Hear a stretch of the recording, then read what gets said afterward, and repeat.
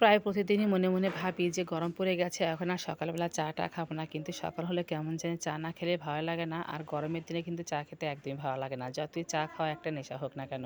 তো যাই হোক, সকালবেলা যেহেতু আবহাওয়াটা একটু হালকা ঠান্ডাই থাকে, সেই হিসাবে একটু চাটা করি। আর যেহেতু চা খেতে সবাই পছন্দই করে, সেই জন্যই করা হয়। তো সবাই চাটা খেয়ে তারপরে হচ্ছে সকালে খাবার কমপ্লিট করে একটু দুপুরবেলা রান্নাবান্না করতে চলে এসেছি।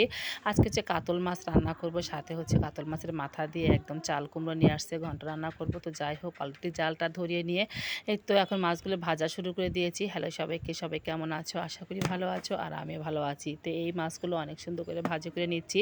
এই মাছগুলো হচ্ছে কয়েকদিন আগে নিয়ে আসা হয়েছিল, আমি নিজের হাতে কেটে একদম ধুয়ে পরিষ্কার করে নিয়েছি। কিছুটা মাছ হচ্ছে আগে খেয়ে নিয়েছিলাম, আর বেশ কিছুটা মাছ আছে। ভাবলাম যে আজকে রান্নাবান্না করি, কারণ হচ্ছে বেশ 2 দিন হলো হচ্ছে নিরামিষই চলছিল বাড়িতে। তো যাই হোক, মাছগুলো অনেক সুন্দর করে একদম লাল লাল করে ভাজি করে নিচ্ছি। আর এই তো ফ্রিজের মাছ কিন্তু বেশি দিন হলে খেতে ভালো লাগে না, তবে এই মাছগুলো খুব একটা বেশি দিন হয়নি। তো এই তো মাছগুলো অনেক সুন্দর করে ভাজি করে নামিয়ে নিচ্ছি। আর মাছের মাথাটা হচ্ছে পরে ভাজি করব, যখন ঘন্ট রান্না করব তখন। তো এদিকে হচ্ছে আলু বেগুন ডাঁটা দিয়ে হচ্ছে মাছের ঝোল রান্না করব। আর আলু বেগুন ডাঁটা দিয়ে কিন্তু মাছের ঝোল রান্না করলে খেতে অনেক মজা লাগে। তোমরা কে কে এরকম আলু বেগুন ডাঁটা দিয়ে মাছের ঝোল রান্না করো? তো যাই হোক, সবজিগুলো কিন্তু অনেক সুন্দর করে ভাজি করে নিয়েছি হলুদ লবণ দিয়ে। আর এখন হচ্ছে বাটা মশলা দিয়ে দিলাম, একটু আদা জিরা বাটা, সাথে শুকনো মরিচের গুঁড়া, সবগুলো হচ্ছে পেস্ট করে এ তো অনেক সুন্দর করে কষিয়ে নিচ্ছি। আর কষাতে গিয়েই একদম বেগুনগুলো এত একদম মানে ভেজে সুসিদ্ধ হয়ে গেছে, কি বলবো। তো সবজি কষিয়ে ঝোল দিয়ে দিলাম। আর এখানে হচ্ছে এই তো কচুর ডাঁটা কেটে নিয়েছি, একটু শেয়ার করে নিই। এখানে হচ্ছে মিষ্টি কুমড়ো না, এটা হচ্ছে চাল কুমড়ো, ভুলে যায় মাঝে মাঝে। তো যাই হোক, চাল কুমড়ো কেটে একদম গুছিয়ে নিয়েছি ধুয়ে। আর এদিকে মাছ যেহেতু ঝোলে বলক উঠে গেছে, তাই মাছগুলো হচ্ছে ঝোলে দিয়ে দিলাম। আর এখন হচ্ছে কিছুক্ষণ জাল দিয়ে তারপর হচ্ছে ঝোলটা নাম নিব। আজকে হচ্ছে এই ঝোলটা খেতে এত মজা লেগেছে, কি বলবো, সাথে চাল কুমড়োর ঘন্ট।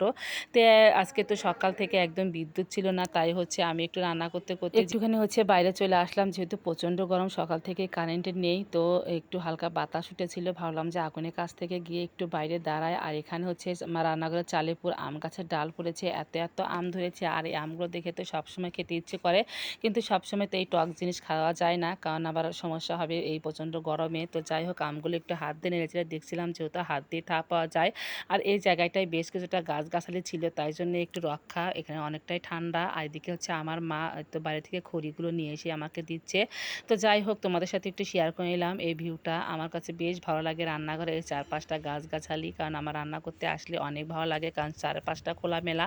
তো যাই হোক, এই তো আবার রান্নাঘরে চলে আসলাম। আর এখানে হচ্ছে কচুর ডাঁটাগুলো ভাজি করে নিচ্ছি। কচুর ডাঁটা ভাজি করে মানে বসিয়ে দিয়েই হচ্ছে একটু বাইরে হাঁটাহুটা করলাম। তো এদিকে কচুর ডাঁটা ভাজি করে নিয়ে তারপর হচ্ছে মাছের মাথাগুলো সুন্দর করে ভাজি করে নিয়ে একটু রাঁধুনি কাঁচামরিচ দিয়ে এখন হচ্ছে চাল কুমড়োটা দিয়ে দিব। চাল কুমড়োর ঘন্ট এভাবে রান্না করলে কিন্তু খেতে অনেক মজা লাগে। আসলে ওর বাবা হচ্ছে চাল কুমড়ো বেশি পছন্দ করে, তাই চাল কুমড়ো দিয়ে ঘন্ট মাছের মাথা দিয়ে রান্না করলে অনেক তার ভালো লাগে। তাই এটাই হচ্ছে মাঝে মাঝে তো আমাকে রান্না করতেই হয়। ওর তো আবার বাজার দেখলে ভালো লাগে না, যে কোনো বাজার টাটকা দেখলে ও তাকে আনতেই হবে। তো যাই হোক, এই তো রান্না বসিয়ে দিয়ে তোমাদের সাথে একটু গল্প করে নিচ্ছিলাম। আসলে আমার মা বসেছিল, মায়ের সাথে বসে বসে গল্প করতেছিলাম।